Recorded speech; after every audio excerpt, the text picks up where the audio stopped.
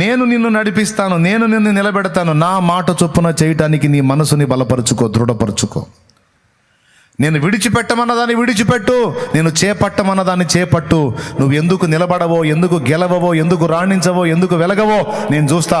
నా మాట చొప్పున చెయ్యి, నా మాట చొప్పున చెయ్యి, నా మాట చొప్పున చెయ్యి.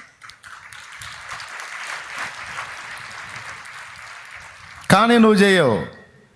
నీ మాట దేవుడు వినాలన్న వ్యవహారమే తప్ప దేవుని మాట నువ్వు విని దేవుని మాట చొప్పున చేద్దామని నువ్వు తీర్మానం తీసుకుని అడుగులు వేసే తక్కువ.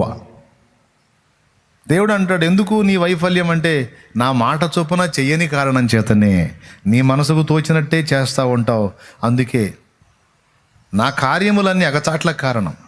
నా ఐడియాలు ఏమండి అగచాట్లు తెస్తాయి. నీ మార్గములు, నీ మాటలో నేను కానీ ప్రయాణం చేస్తే అవి నాకు క్షేమకరములు. నీ హస్తములే నన్ను గెలవని, నీ చేతుల్లో నన్ను ఓడిపోని.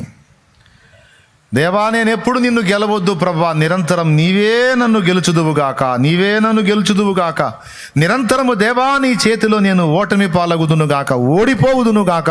ఇదే జరుగునుగాక, ఇదే జరుగునుగాక. ఆమేన్, ఆమేన్, ఆమేన్, ఆమేన్, ఆమేన్. ఇది మన హృదయ వాంఛై ఉండాలి బిడ్డ. మనం గెలవద్దు దేవుణ్ణి. ఒక సూక్తి గుర్తు రాసుకో.